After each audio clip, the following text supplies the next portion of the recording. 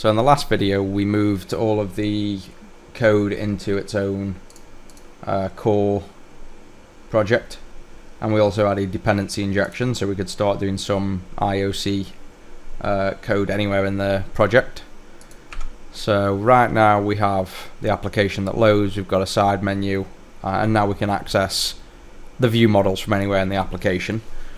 I think now we're going to go back and clean up a few things, get them ready for being final. So one of the things we can do is we're going to move this side menu out. This side menu wants to collapse out the way in instances like this. The sign-in page, you shouldn't need this menu. We'll sort out this button being somewhere else, I think up here maybe, for settings. But basically this is when you're logged into the application, so this shouldn't be here right now. So we're going to basically get this out the way. And again, as the same with when we change pages, we have this animation. We haven't finished changing pages yet, but you see the animation in. We also want this to like slide out the way and then slide back in. And we also need to stay within binding with view models. So we want to do binding on this side menu, and we also want it to animate. So this side menu right now is just a control, a custom control, and we want to animate it off the screen or on the screen based on a property. So we'll start by adding that property to the app view model, application view model, and we're going to add an extra setting here, a boolean of side menu visible, and by default we'll have it as false. So true if the side menu should be shown. So that's our view model done. Now we want to bind to this side menu visible. Now because we're doing an animation, it's not like we're just going to bind to visibility or bind to width and use a value converter. We're actually trying to play a storyboard to animate out and animate in. We've done that once before in the text style for the spinner, so when the login button's busy it spins. That was done with a data trigger, but that's in XAML. So I'm going to show you a different way of doing that, as well as being able to then do more advanced things in code behind. So again, the only thing you want in code behind in your WPF project is always just pure UI code as much as possible. It shouldn't really have any other code behind in the UI. It should all be in your other projects, your core project or your view models. That's where your logic should be. But this is purely for UI. So what we want is a new attached property here that we'll use to animate something. So we want to first, because we're going to have, say, a default value of false, which by default is the default value of Boolean in this case. If we then make a attached property that starts false, so we want to start with this hidden, we're not going to get the property changed event firing. So right now we have a value property where if we move this down so it's easier to see, we have this metadata on the property for any attached property, and we have a property change callback, and then on that callback is when we then animate. But the problem is this won't get fired if we use a boolean, which we will be using, and the value is already false. So we, instead of just having a value changed, we need one that happens all the time when the value is set, even if it's the same value. So I think we can override this call, and there we go, coerce value. So default value we'll just set as default of what is it called, property, and then we've still got the property changed, and now we also want to add a new coerce value callback. And coerce is just usually used to convert a value, tweak the value, hence the word coerce value. We're going to just use this as sort of a pass-through that we know that now a value is trying to be set. So think of this as more a value updated as a value changed. It's if you set a boolean to true and then you set it to true again, this property change wouldn't fire. Whereas because we're using a coerce value, it's always called regardless of whether it's changed or not. So this works ideal for our animation event, because we want it to fire even at the very start when we're first loading up and nothing's technically changed, because we still need to set the animation to hide the side menu. So we create a coerce callback. We'll call this on value updated, or on value property updated, and it's slightly different than the property changed, so we can copy and paste this, it's close enough. Callback when the property is changed, even if it is the same value. Property updated, and then you still get the dependency object, but now you just get an object of the value, so we don't actually get the value itself. And then from that we want to let's hide this out of the way. As the wrong return, oh yeah, it also needs to return the value, because the point is it takes in a value and then tweaks it and returns it. So now we want to just fire. This will be value. We want fire a new event on value updated, which we'll also need to add, and value updated here. And then we just return the original value because we're not going to change it. So now we add these two calls, we will have an updated event as well. So even when the value is the same, be an object, be a value updated, that's the sender and the value. So there's the event, value updated. And we also have an overridable event method here.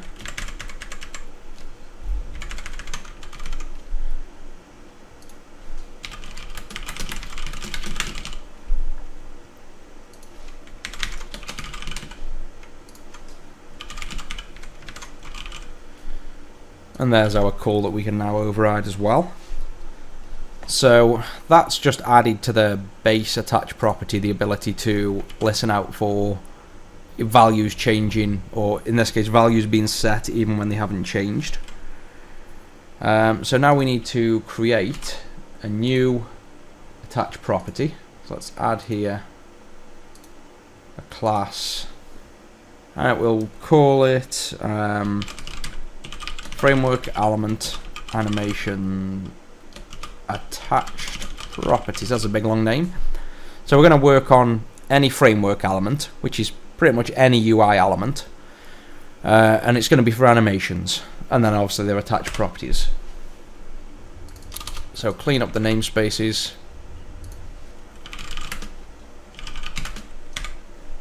In fact, that class doesn't need to exist. We're going to now make classes. So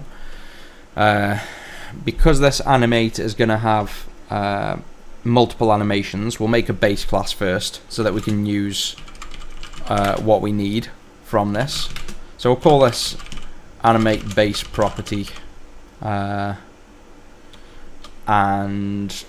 we'll need to know the parent class in this case because we're going to implement custom attached properties. It's going to be a base attached property like normal of whatever parent we passed in, and it's always going to be a boolean because we're going to just simply animate based on a true or false property all the time for this. We need to also tell it that parent is still following within the same expected style, just like the base attached property does in here. So it's got to follow that same thing, so we need a new at the end as well,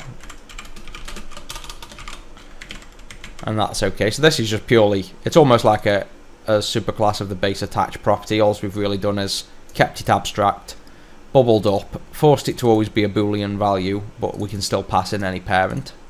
So this is just a base class to run any animation method when a boolean is set to true, and a reverse animation when set to false. So we'll make a new one of this where it swipes over to the left when it's false to hide the menu, and swipes back to the right to show. So that we're going to use this base one afterwards. So now we've got the base, we can now override the value updated, so whenever the value changes at all. And in this we want to first make sure we've got a framework element, because that's what we're expecting in this, it should be attached to framework elements. So we can now do if it's not, the sender is a framework element, we'll call the variable element. So if it isn't a framework element, simply return. Otherwise, we've now got a variable called element of type framework element, so we know it's been attached to, a UI element. And then from that, I guess we want to,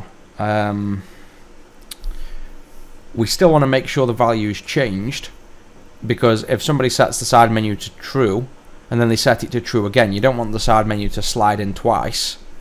So we want the sender dot get value property. So basically get the current value of this, because this doesn't pass in the original value. This is what it's going to be set to afterwards, but we need what it currently is. So this is like checking if it's changed. So if that equals the same value, then you want to return. So don't fire if the value doesn't change. And you might be thinking right now, well, you've just said we need to fire whenever it changes, even if it's the same value. That's true, but only in the case when it's the first load. So if we set it to false, so if we attach a property to this here, and set it to false by default, the only time we want it to fire regardless is at the very start, the first load, so we can hide this menu. After that, if somebody sets it to false again, it's already hidden, we don't want to reanimate it in. So we need this value updated to run so that we always get fired, but only for the reason of it being fired when it first loads up. That's the only point. So as well as this check, don't fire if the value is the same, we also need to keep track of whether this is the very first time this animation property's been run, which would be basically when it loads up. So we need a new, let's put a region here, a boolean called first load, and first load, and it's true by default. A flag indicating if this is the first time this property has been loaded. So now we can say, well, don't fire if the value is the same, but it's also got to be not the first run. So basically, if it is the first time this is run, or the value is different, if you invert that logic, then we'll carry on. So the first time it runs will always hit here, regardless of the value, because it's never been run before. So that'll happen for us automatically. Also, if it's the first run, what you'll find is if we attach something to here now, attach properties evaluate before the element's even loaded, so they get a chance to alter the element and do what they need before it loads. The problem for us is that we want to animate this out of the screen. We need to know the width it currently is in order to animate it that far out. Well, at the point when the attached properties are first run, the element isn't loaded, so therefore the width is nothing. It's not been calculated yet. So we could force a calculation on the width, but instead, a simpler way is, if it's the first time it's loaded, then what we'll do is wait for the element to load, and then run the action. Otherwise, any other time after that, we know the element's been loaded, we're fine. We just call whatever action we need to call. So, first thing we need to do is say, if it's the first load, so we'll say on first load, and we want to basically hook into the element's onloaded event and unhook automatically. So we want like a single fire. So create a single self unhookable event. for the elements loaded event. So basically a fire once event. So a little trick to do that, we'll need a rooted event handler, which is what the loaded event handler is. Call it onloaded and set it to null. So technically it's been assigned. And then we'll actually make the onloaded something. So in this case, we'll create the event and then hook into the loaded event of the element. So element dot loaded plus equals onloaded, and the reason we set this to null and not straight set it to this, and I'll show you why if I just do this, is because in order to make something be able to unhook itself like this, we can now say, right, we've unloaded the element, this will get fired. Now this event here is fired, we want to unhook ourselves, so you do element.loaded minus equals onloaded, and you want to, unhook ourselves. So basically this function will only ever run once, and you can see the issue. Use of an unassigned local variable. So you're trying to make this variable, and you're defining it here, so this is the definition of the variable, but inside the definition of itself, it's trying to unhook itself. So this confuses Visual Studio and the compiler. So simple trick to that, assign it null, and then right after, assign it a value. Now inside here we can now technically unhook it because it's happy that it's been assigned. Even though it's null, it's been assigned, so you can unhook it. But by the time this ever gets to here, we've already assigned it the actual event. So this whole thing here basically, I don't know if I've done any kind of pattern that other people have done. I just made this up years ago of a way of doing like a single an event that'll fire once and unhook itself, so you don't have to worry about it being unhooked afterwards. So I don't know whether anybody else has ever done this, but this is the way I do it. So all this here just creates a single event that is this event here, or effectively now whatever's here. So this will run, if it's the first load, it'll hook into the element, wait for it to load, and then run the code. And the code we want to run is, we'll just call it do action, which is basically whatever we want. This is an abstract class, so this is just for an animation. When we override this class, then this is the function that actually does something. So this will be do action, or really do animation's the better name, because that's what we now want to do. We want to do an animation. It needs the element, it needs the value, so it knows what it is, and that's really it. So do desired animation. We'll make that a protected virtual void do animation framework element and the value.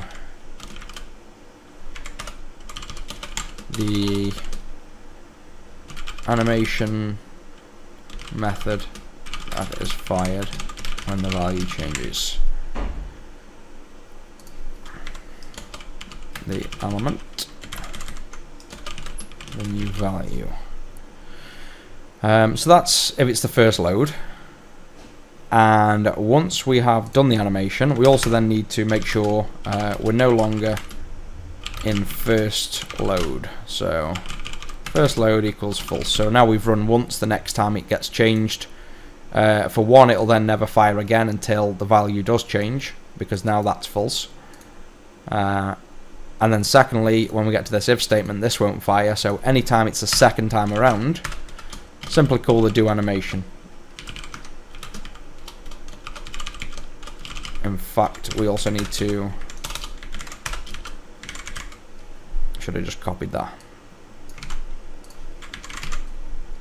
Do the animation and make sure we're no longer in first load.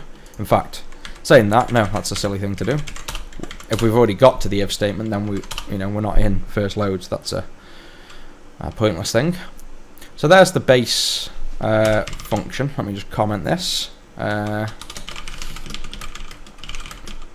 Actually, we don't need to comment this because it's an override method which is commented in the base.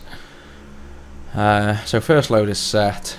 So hopefully you understand what's going on now. So this will get fired whenever the value is set on here the first time, an attached property, and it'll also get fired whenever the value changes.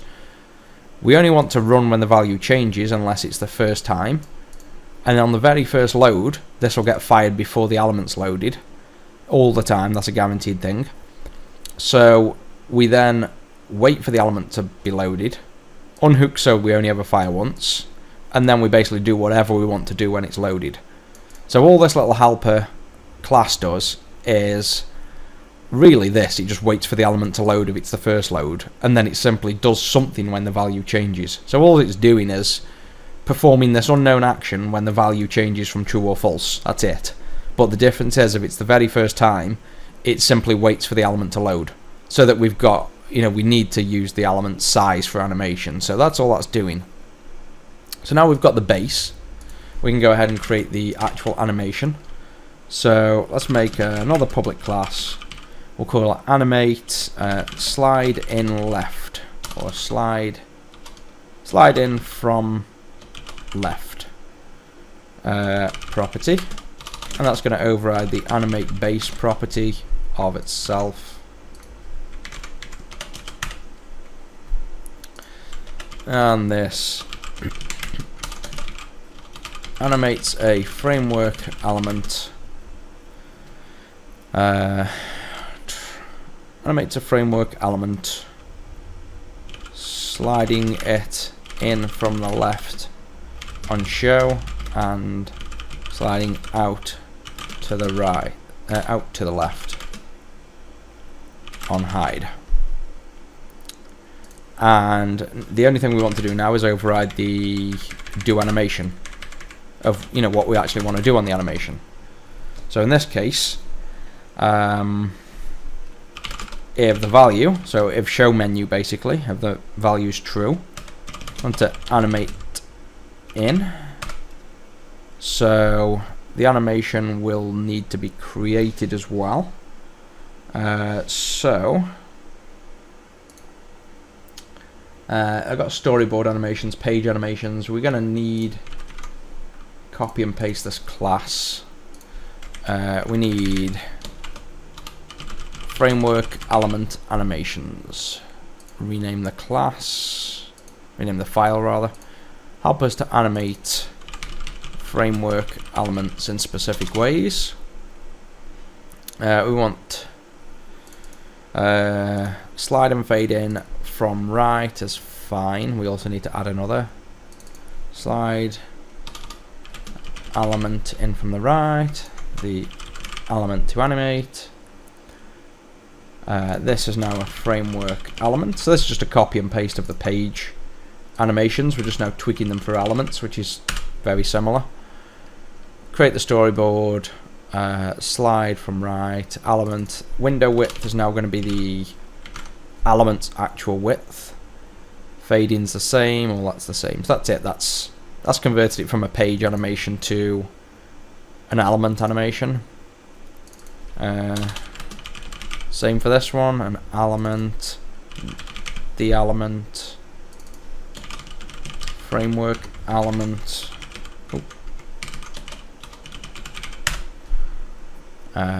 Window width is actual width, and that's it. So we've got now a copy of the page animation class, just with these two functions. Well, slide and fade in from right was the page sliding this way. We want to slide and fade in from the left, so we need to copy and paste this, and we need to tweak it to go the other way.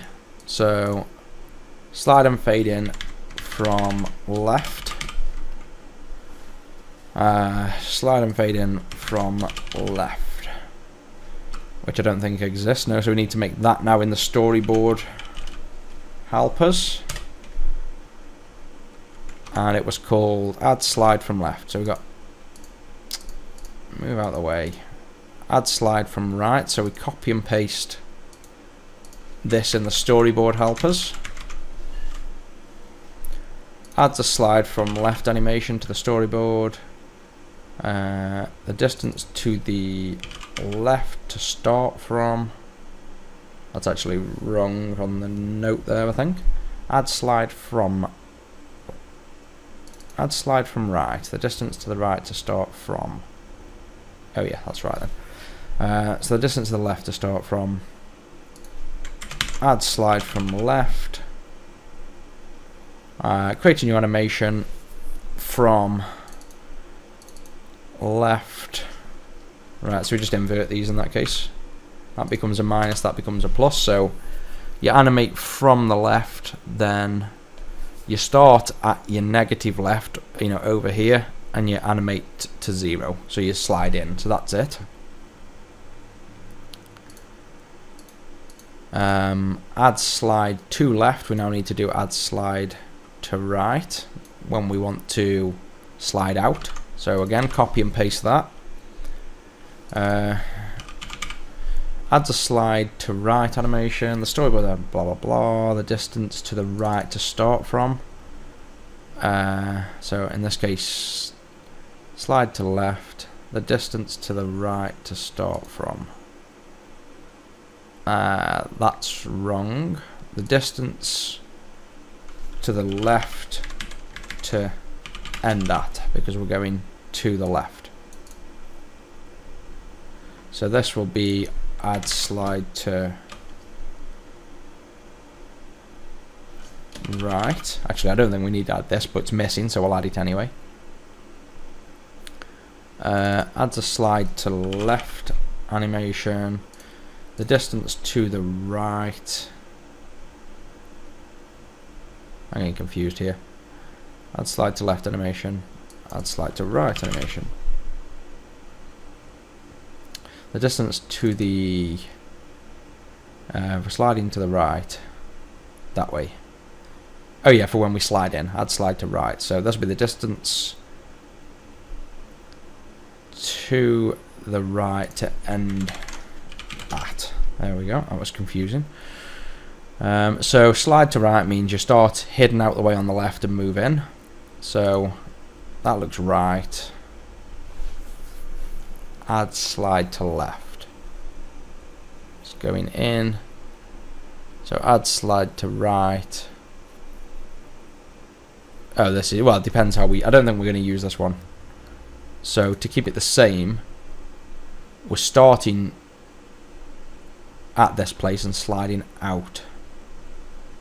Is that what we do with everyone? Oh yeah, so we always start at 0 and slide it away from 0. So add slide to right.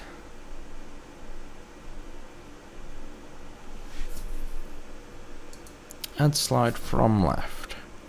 I think the naming's slightly off here. We'll sort the naming out another time. Let's just do the function. So add slide to right. We'll simply invert these. That should be all the functions we need. So back to the slide and fade in from left. So that's when the menu's coming out. We now slide from left, so we come out to the width of the element.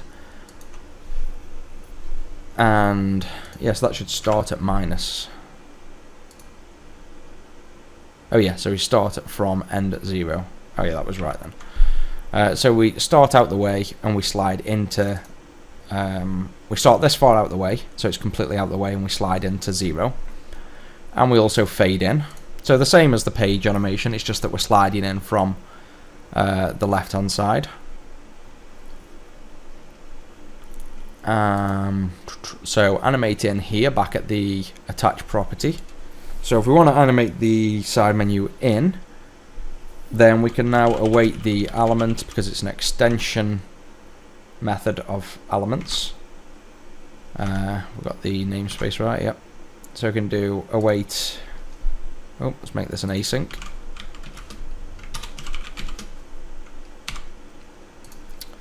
Element dot slide and fade in from left.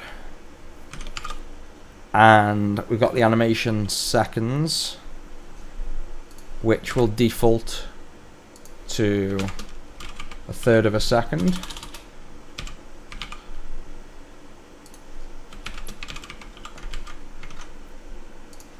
We'll do that for now. Otherwise, animate out. So now we need slide and fade out to left. Yeah, I think that's it. Slide and fade out to left.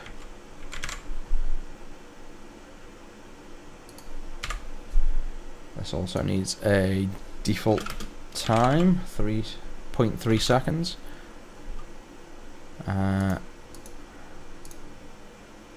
Slide and fade in, slide and fade out, slide and fade in. So in from right, in from left, out to left.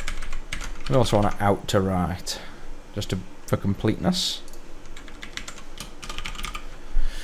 Slides and animation out to the right.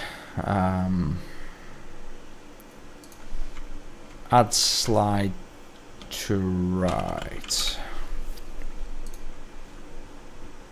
And that's it. So we don't use that, but it's there ready.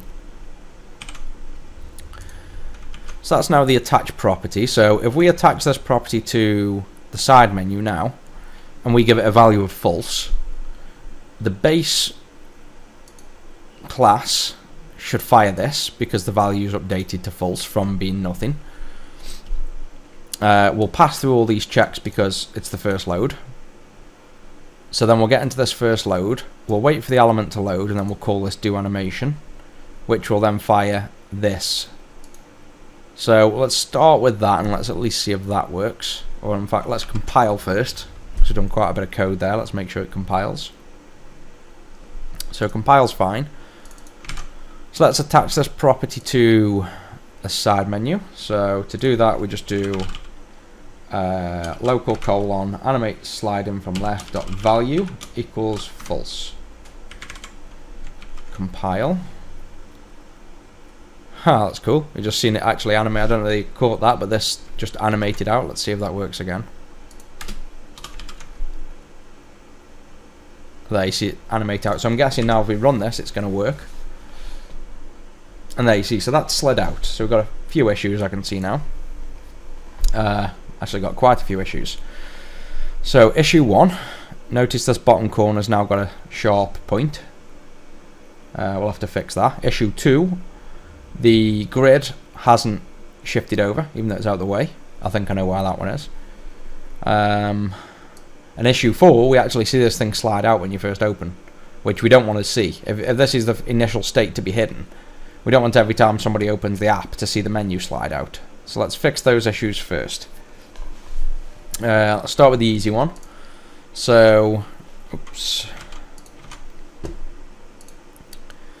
So this is really, if it's the first load, we don't want to animate. So all we need to do to fix that is change the time. So the animation of here is 0.3 seconds. So let's do first load. If it's the first load, do it in no seconds. Otherwise, animate the same. And that's a nice simple fix. So basically, if this is the first initial animation on the the very first load, basically set it to the endpoint straight away. Set it to no time to animate, so it just instantly goes to off the screen. So let's run that, and we should basically see no. There we go. So we didn't see that animating at all. Now let's fix, I guess, this grid. Well, no, let's fix this corner thing first. How we've got this sharp edge. Well, no, let's fix the sliding. Let's get that sorted. So, where do we start with that? This is in a column of 300 width. So, let's change that to auto to start with. And let's set the width of this control to 300. See if that makes a difference. Nope. So, that must mean this element is still, even though we've moved the margin over. Oh, I know why. I've just clicked in what we were doing. If we go into these animations, I think it's in the storyboard animation, these slide functions, so every one of them, so we want to slide from the right. We're going from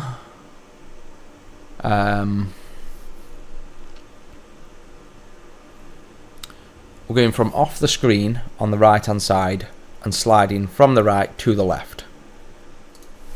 Well, really it's from right to it's sliding from the right to where it is. But you can see what I did here. I basically animated the left margin to the opposite of the right margin. So as the element was sliding in from this side, it was keeping the size of the actual element the same, so it wouldn't like squash and move in, which is okay. But we need to add an override, so keep margin we'll call it, and we'll set that by default to true. We'll give this a parameter name, whether to keep the element at the same width during animation. And this will then be keep margin offset, otherwise 0. And then we'll have to sort of copy this for everyone. It's got the same issue on everyone, that what's happening is when we're sliding this menu, I don't know if that'll build now. Yeah, it should do.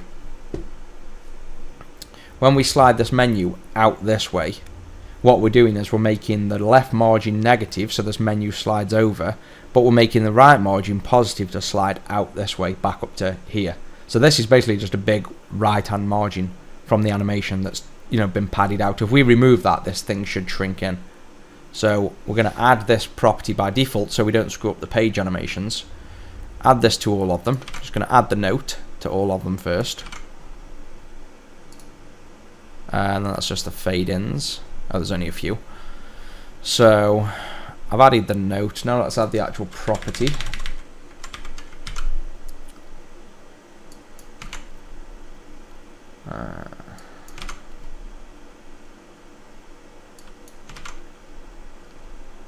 That's the properties added.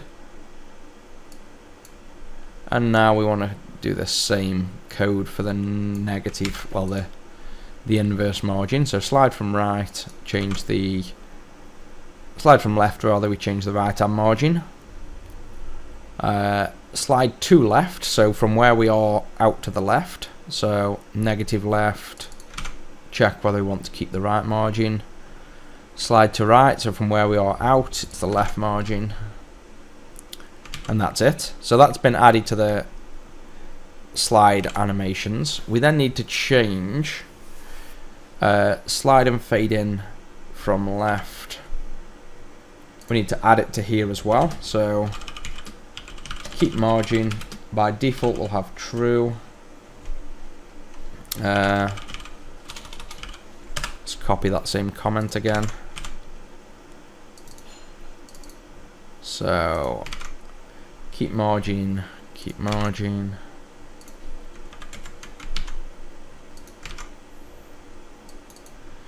And then we simply pass that into the function there. I don't know what's wrong with that. Oh, deceleration ratio. We need to specify that it's keep margin. That's it. Same here.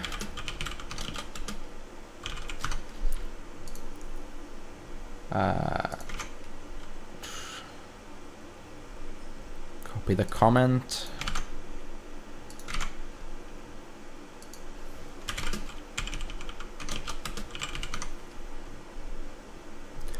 Once more.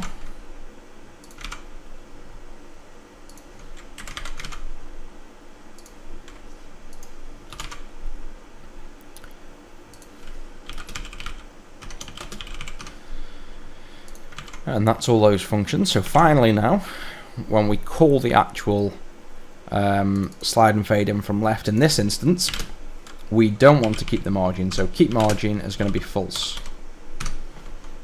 So basically, animate out the way, and the margin simply means that the element will disappear, hopefully. So let's run this now, and we should see that the login page takes up the entire screen. Yeah, there we go. Let's just temporarily animate that so we can at least see it animate. So Just change this to 0.3 for now, just for a quick visual. So we should see actually the page is going to load in at the same time. So yeah, you don't really get to see that. So let's ignore that for the moment. But we can see that that's fixed the margin issue. So I think the last issue now is this cut here. So I'm trying to think what this would be.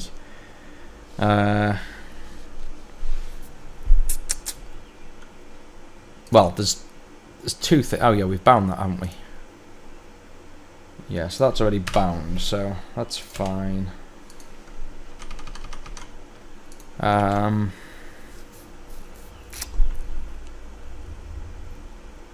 Right. Well, let's first get. Let's change the login view model a minute. Let's get something so we can click and see this thing animating. So at least we've got some repeatable clicks. So just use this register async, which at the moment, when you click that register text at the bottom, runs this code. So when we click this text here, it basically loads the register page. So let's just hijack that a moment. Let's just return from there, and we want to get the application view model from the dependency injection and change the side menu visible.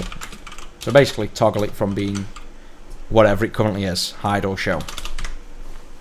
So now when we click that link, we should see the side menu slide in and out.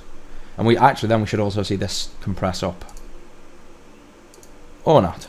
So yeah, side menu visible.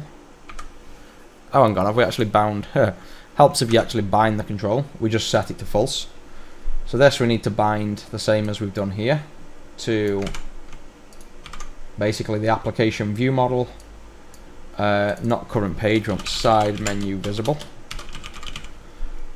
And that should, I've left the value converter on, get rid of that.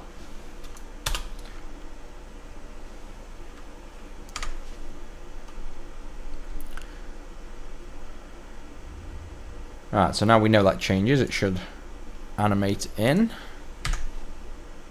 which we now missed. Clicking, thought I'd removed that breakpoint. There we go. So you can see now it animates in and out. I've just noticed yet another issue.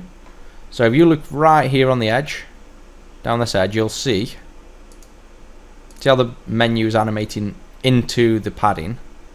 So let's slow down that animation so you can see that. Where is the animation there? So let's change that to 20 seconds. Nice and slow, so you can see what I mean.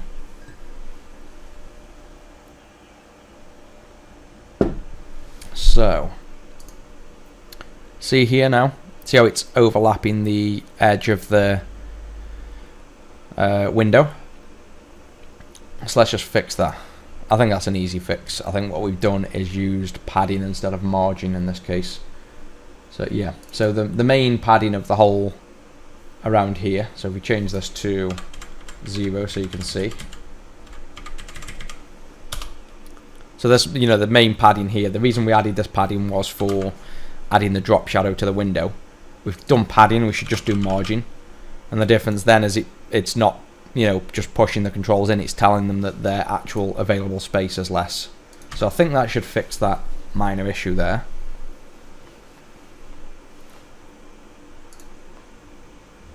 There we go, so now there's nothing overlapping the edge there. So that's that bit fixed. Let's just change the speed back.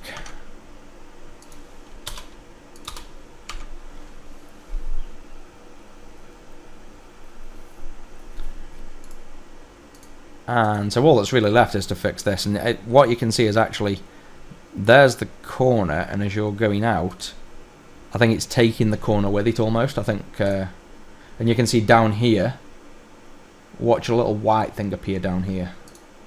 So you see that tiny bit of white there? It's actually stretched the background. So yeah, it's definitely, the content is stretching out. It's not clipping inside of its container. So I think all we need to do for that is the thing that contains the where are we? Get me bearings. The things that contains the page. Here we go. The page contents. So this border that holds, you know, all of the content here. I think we just want to add clip to bounds to true, and that'll force any content, basically anything we put in the window then, which is this stuff here. No, it doesn't. Yeah, it does. So this stuff here, the actual content, is now going to have to stay clipped inside of the container, which is the thing that's got the rounded edge. So I think that should fix the clipping, hopefully. Oh yeah, so there you go, that's gone now. So there's now a nice side menu that's actually animating in and animating out based on just a view model's property to say whether we want to show or hide that menu, which is exactly what we want. That's sort of the point of view models, is we now have an app view model that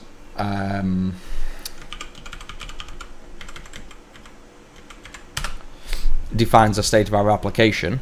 We can set the current page to a page to change the page. We can now just set the simple Boolean value anywhere in code, whether we want the menu to hide or show. And now through the binding, and through the attached property, we now get this nice animation.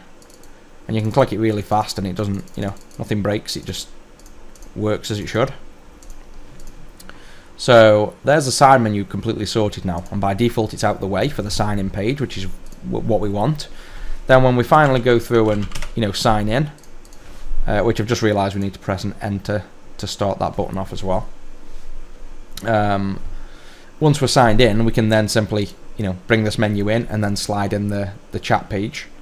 So I'd say that's now done in terms of at least the side menu's out the way and slides in. Again, we've still got to style this scroll bar obviously to suit. And I think next we'll probably fix this login page, finish the animation, because right now when you animate between pages, so if I go to the login view model, comment this out a moment so we can see the register page. When we animate to the register page, firstly the sign in page simply disappears, then the register page slides in. We want the first page to slide out while this is sliding in, so we need to fix that. We also have this navigation bar at the top, which doesn't confine to our view model, and it's also in the way of our you know, expandable drag here. It's too close to the edge to drag. So our application view model still thinks we're on the login page, and we could be on either. So I think all we'll do for now is remove this navigation property and remove the bar, and we handle navigation then however we want in our own application. So I think we'll probably fix that on the next video, so that the sign in page, register page and the side menu are fully done, and then we can add some dummy code that just simply signs in. We'll maybe do a pop-up dialog that can say, you know, incorrect password if we enter one, and then we'll make a default dummy password in code, so that at least we can get to the sign in part, click login, then the side menu can slide out, the chat menu can load in, you know, get the thing actually functioning fully. So I think that's it for that video. I think it's been long enough, and hopefully you've understood all that. Again, it's just another way of using the attached properties to then run some custom code, if you will, in this case start an animation, but we could have done anything with that. But that's one way of now adding an animation to any framework element. So you should now be able to attach this this attached property to any framework element at all, and set it to true or false to have it animating in and out based on whatever value you decide to bind to. So we could attach this to something else anywhere in the application as well. It doesn't even have to be here. So let's go to, say, where's the login page? Pages, login page. Let's attach it to this button. No idea if this will work. Simply attach it to the button exactly as is and run, and we should see that this login button isn't there when we open. There we go. When we animate in, The login button animates in as well, and animates out. So you can literally attach this to now literally any element you want. You can attach it to these, you can attach it to this, you can attach it to any UI element at all in the application and get this effect, you know, the thing we've made, this animation. So hopefully that's made you realize how useful sort of that attach property is. So we can say attach it to this password box. And let's see if the password box works as well, which it should do because we're just simply messing with the margins. Click the wrong button. And there you go, you see it's fading in. You can see that it's not clipped within the bounds here, so you see the password box sliding out. But again, to fix that, we should have to just, I think, add it to the stack panel. Clip the bounds true. I think that'd be enough.